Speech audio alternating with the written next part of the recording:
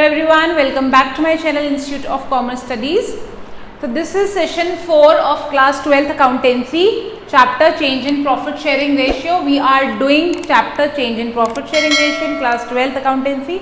This is the session 4 and we have already done 3 sessions of the chapter in which we have done introduction, all the basics. Today we are going to learn the accounting treatment of goodwill की accounting treatment of workman compensation reserve. Last class हमने करा था accounting treatment of goodwill. आज हम पढ़ेंगे workman compensation reserve का accounting treatment क्या होता है। एक दो टॉपिक्स और बचे इस चैप्टर के, then this chapter will be clear and let me tell you that this chapter is only the base for your admission of a partner and the remaining other chapters. तो ये chapter clear होना बहुत जरूरी है, तभी आगे के सारे चैप्टर्स क्लियर हो पाएंगे। So if you are new to this channel, then go and subscribe to the channel so that you can get the updates every day. Okay? So let's start the class. Similar एक और treatment होता है, जैसे हमने goodwill का treatment पढ़ा ना, वैसे अलग अलग रिजर्व्स होते हैं, अलग अलग एक्यूमुलेटेड प्रॉफिट, इकट्ठा हुआ हुआ प्रॉफिट, इकट्ठा हुआ हुआ लॉस, बहुत सारी चीज़ें होती है जिसका हमें ट्रीटमेंट करना पड़ता है। तो आज जो हम पढ़ेंगे वो है accounting treatment of workman compensation reserve. अगर क्वेश्चन में ये वर्ड आएगा वर्कमैन कॉम्पनसेशन रिजर्व, तो इसका हम कैसे ट्रीटमेंट करेंगे, ठीक है। तो इससे पहले कि हम इसे करें और इसकी 10 एंट्रीज लर्न करें, इट्स बेटर कि हम इसे समझ लें ताकि एंट्रीज हमें खुद ही आने लग जाए, ठीक है। सबसे पहले वर्कमैन कॉम्पनसेशन रिजर्व होता क्या है, what is workman compensation reserve. मानो मैं एक फैक्ट्री चलाती हूँ और उस फैक्ट्री में बहुत सारे वर्कर्स काम करते हैं। अब कभी भी मेरी फैक्ट्री में काम करते हुए वर्कर को इंजरी हो सकती है, which is very much obvious. अब अगर उसे इंजरी हो गई, फॉर एग्जांपल उसका मशीन में हाथ आ गया या वो गिर गया या उसकी पैर कट गया या कुछ भी XYZ, तो एक क्या होता है, एक बहुत बड़ा खर्चा आ जाता है फैक्ट्री के ऊपर जो उसे बियर करना पड़ता है वर्कर का और वर्कर की फैमिली का। तो इसलिए फैक्ट्री क्या करती है या कोई भी कंपनी या कोई भी ऑर्गेनाइजेशन क्या करती है, वो कुछ अमाउंट क्या करती है, वर्कमैन कॉम्पनसेशन रिजर्व में डाल के रख देती है। वर्कमैन के कॉम्पनसेशन का रिजर्व बना दिया, एक रिजर्व करके रख दिया ये पैसा। जैसे जो हम अपने फ्यूचर के लिए रखते हैं वो जनरल रिजर्व होता है, वैसे वर्कमैन को हेल्प करने के लिए अगर वर्कमैन के साथ कोई दुर्घटना होती है उसको हेल्प करने के लिए अगर हमने एक रिजर्व बना दिया तो उसे बोलते हैं वर्कमैन कॉम्पनसेशन रिजर्व, ठीक है। अब इसमें बहुत सारे केसेस हैं, तो केसेस बहुत ही इजी है, बिल्कुल 1 सेकेंड में समझ आ जाएंगे। अब देखो पहला केस ये है कि पूरे साल कोई क्लेम नहीं आया। क्लेम मतलब जैसे हम इंश्योरेंस कराते हैं तो अगर हमारी गाड़ी ठुक जाए तो हम क्या बोलते हैं, क्लेम ले लो, यही बोलते हैं ना।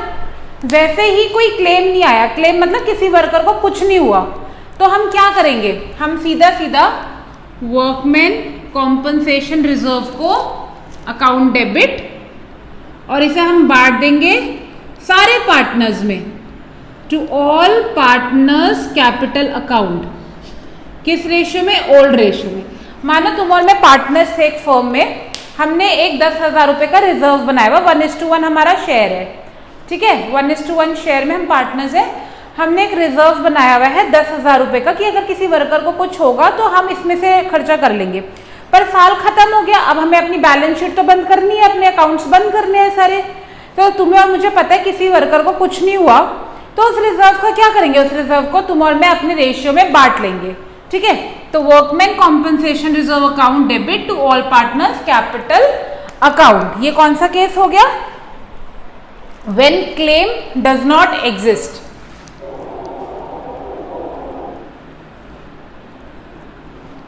याद रखना ये सारी चीजें ओल्ड रेशियो में बढ़ती है, ठीक है, हमेशा। उसके बाद हम सेकेंड केस पे आते हैं जब क्लेम है।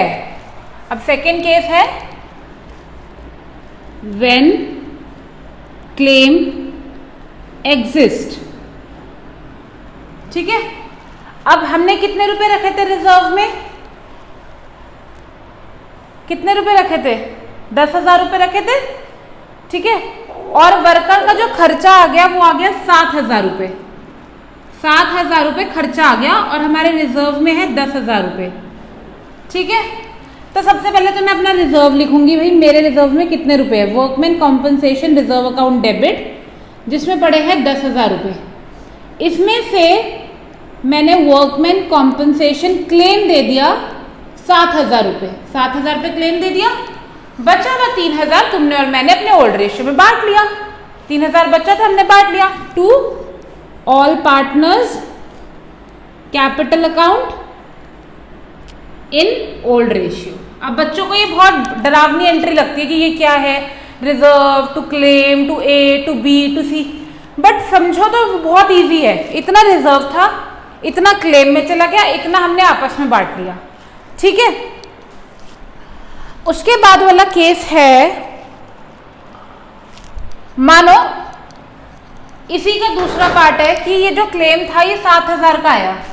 अब दूसरे पार्ट में मैं बोलूंगी क्लेम जो आया वो 10,000 रुपये का ही आ गया, क्लेम 10,000 का ही आ गया। तो गैस कर सकते हो एंट्री, बताओ।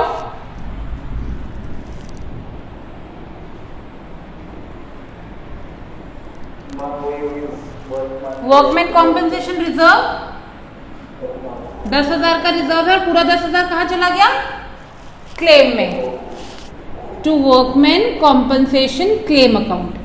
पूरा पैसा क्लेम में चला गया, तुम्हें और मुझे कुछ नहीं मिला, मतलब पार्टनर्स को कुछ नहीं मिला। जिस पर्पस के लिए पैसा रखा था उसी पर्पस में पैसा वापस चला गया, ठीक है। अब एक लास्ट केस है। लास्ट केस ये है कि मानो क्लेम आ गया 12,000 रुपए का, ठीक है। लास्ट केस अगर क्लेम 12,000 का आ गया, पहले तो मैं ये लिख देती भाई मेरे पास तो वर्कमैन कॉम्पनसेशन रिजर्व में पड़े हैं 10,000 रुपए, लेकिन क्लेम कितने का आ गया, टू वर्कमैन कॉम्पनसेशन क्लेम आ गया 12,000 का। अब डेबिट में 2,000 रुपये मुझे और लिखने पड़ेंगे बैलेंस करने के लिए। तो ये जो बैलेंस करने के लिए मैं अमाउंट लिखूंगी इसे हम नाम देंगे रीवैल्यूएशन अकाउंट। क्या नाम देंगे, रेवोल्यूशन का भी मत बोलना, बस इसको रीवैल्यूएशन, ठीक है, रीवैल्यू करने वाला अकाउंट। और ये क्या है, ये एक लॉस है, ये पार्टनर्स का क्या हुआ, एक लॉस। ये तुम्हें और मुझे एक लॉस हो गया।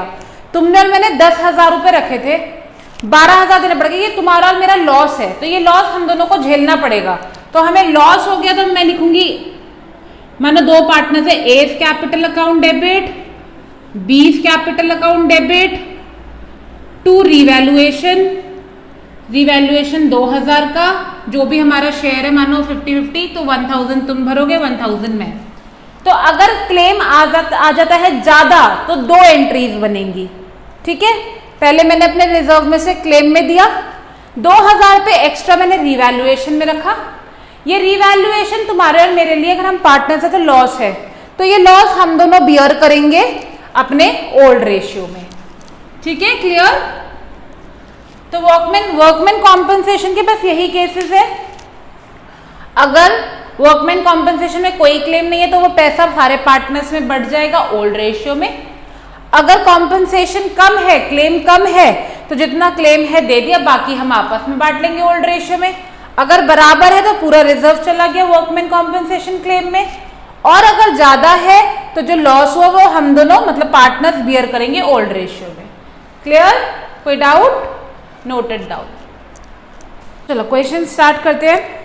ABC sharing profits and losses in the ratio 4:3:2। तो तीन पार्टनर्स है A, B, C, शेयर है 4, 3 और 2। आगे पढ़ते हैं। Decides to share the future profit and losses in the ratio 2:3:4। New ratio decide किया 2:3:4।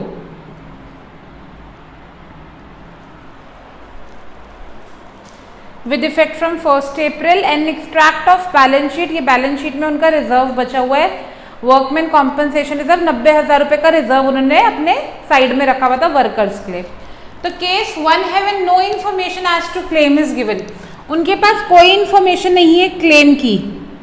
अगर क्लेम की कोई इन्फॉर्मेशन नहीं है तो हम क्या करेंगे, हम सीधा सीधा वर्कमैन कॉम्पनसेशन रिजर्व को बांट देंगे तीनों पार्टनर्स में to A's capital account, to B's capital account and to C's capital account. कितना है इनका रिजर्व? 90,000 रुपए का। और किस रेशियो में बटेगा ये हमेशा? Always in old ratio. New ratio का कोई काम नहीं है यहाँ पे, ठीक है, सीधा सीधा ओल्ड रेशियो में बढ़ जाएगा, यानी 4:3:2 में 4, 5, 6, 7, 8, 9, 90,000 इंटू 9/10।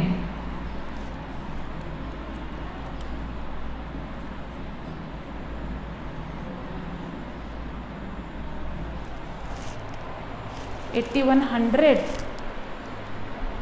मैंने क्या करा ये, सॉरी 4/9 है, सॉरी 90,000 इंटू 4/9, तो ये हो गया 40,000, ये हो गया 30,000 और ये हो गया 20,000, ठीक है। ओल्ड रेशियो में बढ़ गया वर्कमैन कॉम्पनसेशन रिजर्व। अगला है case 2 when there is no claim. तो मैं केस 2 की एंट्री नहीं बना रही हूँ क्योंकि पहले केस में उन्हें क्लेम की कोई इंफॉर्मेशन नहीं थी और दूसरे केस में उनको पता है कि क्लेम नहीं देना, तो सेम ही एंट्री बनेगी केस 2 की भी। जब क्लेम नहीं देना तो रिजर्व तीनों पार्टनर्स में ओल्ड रेशियो में बढ़ जाएगा। पहला केस क्या था, उनके पास कोई इंफॉर्मेशन नहीं थी क्लेम की, तो भी बढ़ गया रिजर्व। दूसरे में उन्हें पता है क्लेम नहीं देना, तो भी बढ़ गया reserve. Let's come directly to case number 3। Case number 3 है when a claim on account of workman compensation is 45,000। 45,000 का क्लेम उनके पास आ गया कि देना है। क्लेम की अमाउंट कितनी है? 45,000। तो क्या करेंगे हम? वर्कमैन में शॉर्ट में लिख रही हूं, रिजर्व अकाउंट डेबिट, रिजर्व है 90,000 का, इसमें से क्लेम दे देंगे to workman compensation claim account 45,000 का, और बचे हुए पैसों को तीनों पार्टनर्स में बांट देंगे ओल्ड रेशियो में, to A's capital, to B's capital and to C's capital. अब 90,000 रिजर्व में से 45 का क्लेम दे दिया तो कितना बचा? 45 बचा। Old ratio 45 into 4/9, 45 into 3/9, 45 into 2/9 which is 20, 15 and 10,000।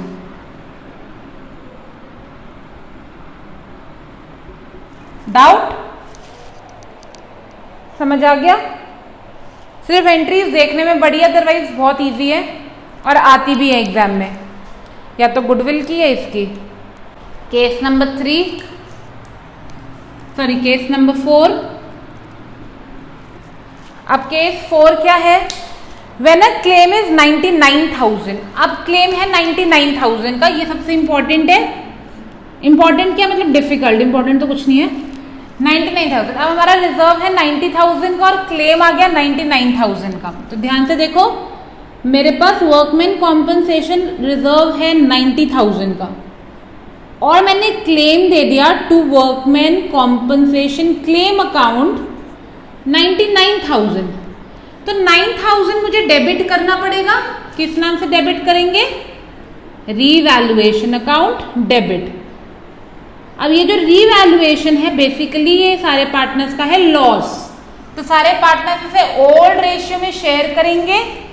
S capital account debit, तो इस वाली एंट्री में 2 एंट्री बनेगी जब क्लेम ज्यादा होगा। याद रखना, जब क्लेम ज्यादा होगा तो हमेशा 2 एंट्रीज बनेगी।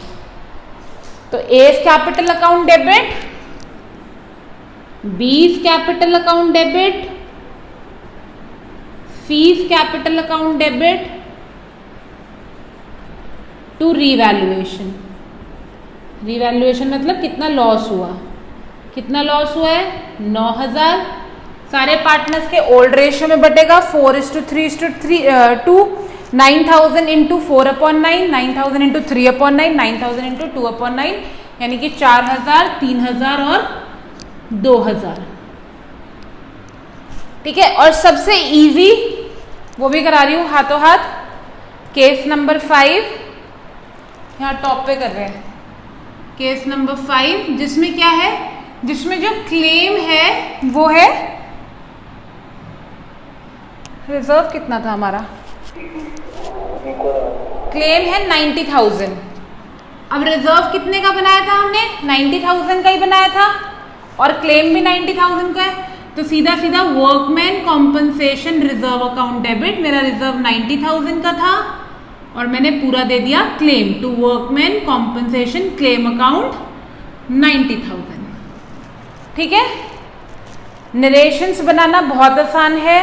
Transfer of workman compensation to partners capital, transfer of workman compensation reserve to workman compensation claim and partners capital, transfer of workman compensation to workman compensation reserve to workman compensation, debiting the loss in partners account, and transfer of workman compensation reserve to workman compensation claim.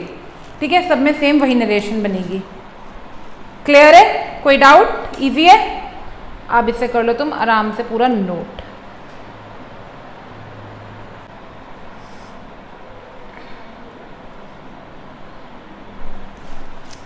So that's all for today. I hope you all have understood the concept of workman compensation reserve, how to do accounting for workman compensation reserve. As I've told, this is only the base for admission of a partner. So soon we'll be coming to that chapter. Only 2 sessions left for this chapter, session 5 and session 6, and then we'll start admission. I hope it is clear to everyone. So do practice and let me know was it helpful or not. See you again. Bye bye.